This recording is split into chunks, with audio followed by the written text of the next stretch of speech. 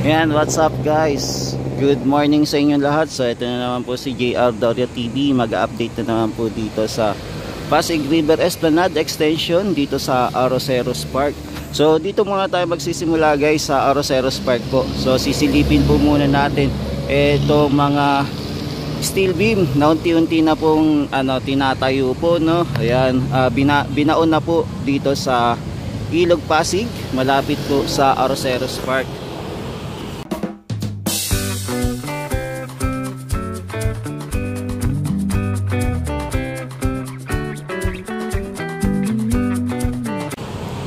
So ito muna yung latest update natin. So meron na pong apat na column na meron dito. Yan na nakabaon po dito sa Ilog Pasig. Tapos ayan, inaayos na din po nila yung pattern para kung mag-i-start na po sila magbaon po ng pilote. So ito na po muna yung latest update natin dito sa area. So dito muna sila nag-umpisa malapit po sa Quezon Bridge. So etong ating dating esplanade na tinatawag o viewing deck, ayan, nandito pa rin naman. So hindi pa rin naman po siya sinisira. So alamin natin kung kailan to wawasakin tong itong sinasabi nilang dating esplanade na gawa daw po ni Duterte. Tignan natin kung magi-stay pa rin to at magiging Duterte pa rin ang dating. So abangan natin ha, kung hindi tatanggalin kasi kay Duterte daw ginawa yan. Ayan, so si Duterte daw po nagpondo. So abangan natin kung kung hindi yan tatanggalin. Yan, so ito muna yung latest update natin. Mga tropa kids dito sa area po ng Arroceros Park. Yan, pero siyempre nagpapasalamat pa rin tayo sa mga project na ginagawa dito para pagandahin yung Ilog Pasig. Siyempre matagal-tagal pa to bago gumanda kasi dekada aabutin natin to para maging maayos talaga yung ating Ilog Pasig, diba? Dahil kasi hindi na rin natin naalagaan at dumami din po yung mga yung past generation, yan, na hindi po naalagaan, hindi po napansin yung ating Ilog Pasig dahil na rin sa sarili nating kasakiman. Yan po. So ngayon unti-unti na pong kahit paano nakaka-recover sa tulong na rin ng ating mga kababayan at sa tulong na rin ng ating administration. Yan, kaya sana magtuloy-tuloy lang po yung ating project dito sa Pasig River Esplanade hanggang umabot po sa Laguna Divide. So ito muna yung latest update natin dito sa area.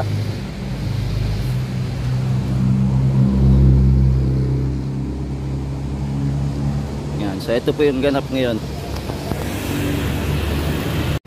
Yan, silipin naman natin etong nauna naman pong pilote na binaon. So may mapapansin din po pala tayo dito, may mga construction worker na gumagawa dito naman po sa area para naman po sa mga pile cap naman yung ginagawa nila.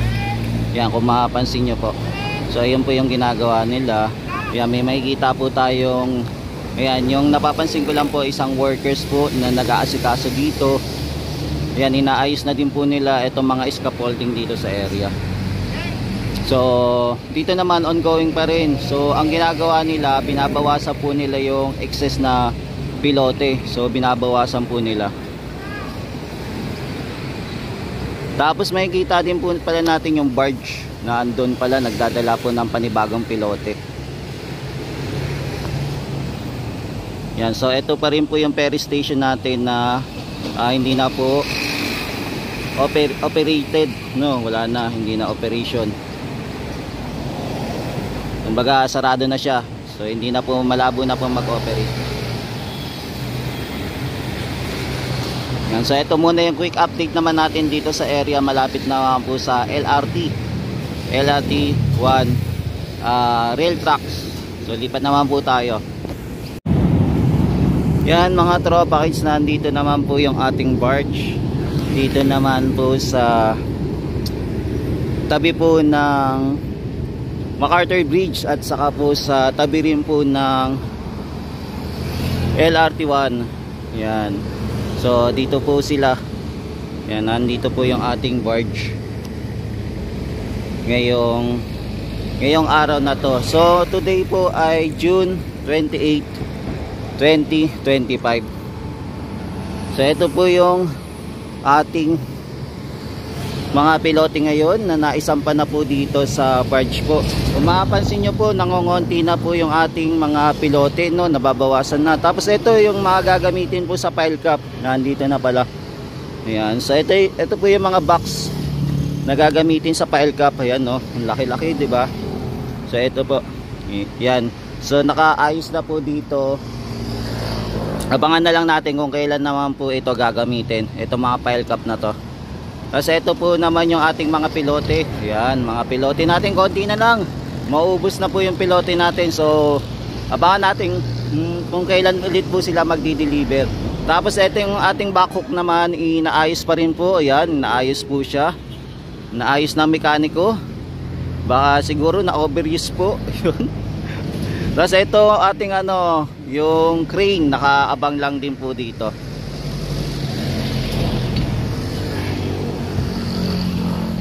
Ayan, so abangan natin yung paglalagay ng pile cap naman. Yan, tuloy-tuloy naman po sila pagtatrabaho dito sa may bagong pilote na ginawa. So ang gagawin po nila syempre yung muna, 'di ba? Mga scaffolding. Ayan, nagbabaon po muna sila ng scaffolding para makatawid sila na maayos dito. Yan, medyo mahirap din po kasi gawin to. Kaya ayan, kailangan nilang tawid-tawid dito sa ating pilote. Yan, hope total tuloy-tuloy naman pala yung pagtrabaho dito. Try natin na tignan ko kung malakas loob ko na makapasok dito sa area. Dito sa lugar nila. Yan, abangan natin kung makakapasok tayo.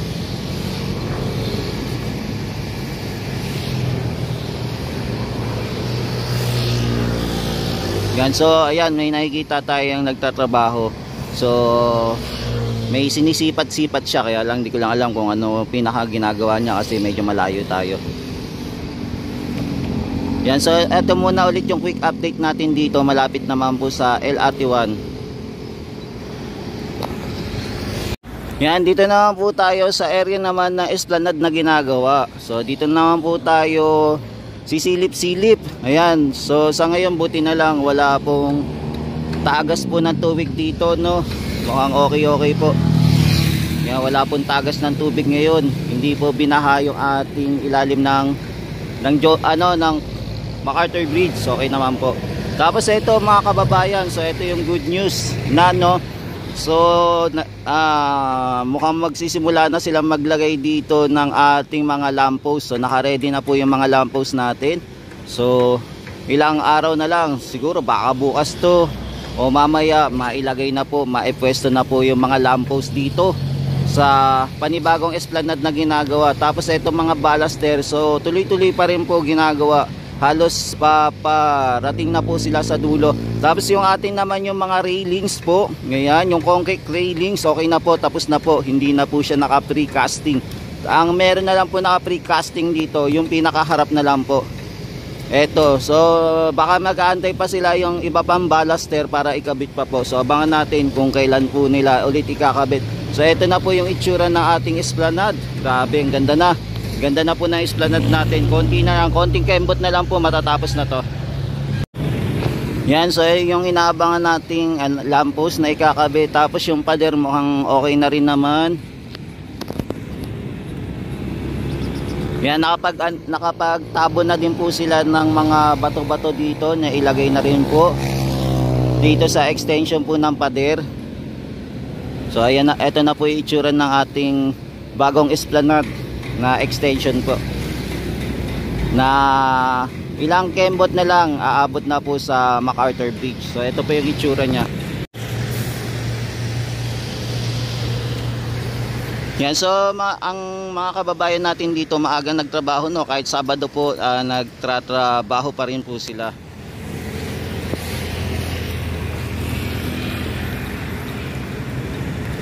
Yan, nagtatrabaho pa rin po yung ating masisipag na workers dito. So abangan natin kung aabot na po ba ito ng pinakadulo, itong mga baluster na kinakabit. Yan, so guys, ito muna yung latest update natin dito sa mga project na tuloy-tuloy pa rin po, no, yung ating project. At saka ayan, unti-unti na din pong humahaba itong esplanade na ginawa po ng ating Pangulong PBBM. Siyempre katuwang na rin po, ayan, sa tulong siyempre sa pangunguna po ni Madam F.L. Lisa, at saka sa suporta din po ng ating Secretary Acosar. Yan, maraming salamat sa kanila sa pagpapaganda po ng Maynila. Yan, sana tuloy-tuloy pa rin po matapos po ito magkabilaan, no, para mas beautiful ang ang Maynila at maging tourist spot na po ito. Diba? Sa haba po na ito. Ewan ko lang kung kung hindi pa to maging tourist spot na tatawagin, no, itong area na to, kasi yung San Juanico Bridge hindi daw tourist spot kasi napakaliit daw. Yan. So ito muna yung latest update natin mga guys. Maraming salamat po sa walang sawang sumusuporta sa atin kay JR Doria TV. Thank you po. Mahalin natin ang Pilipinas. God bless po sa inyo. Ingat-ingat lagi.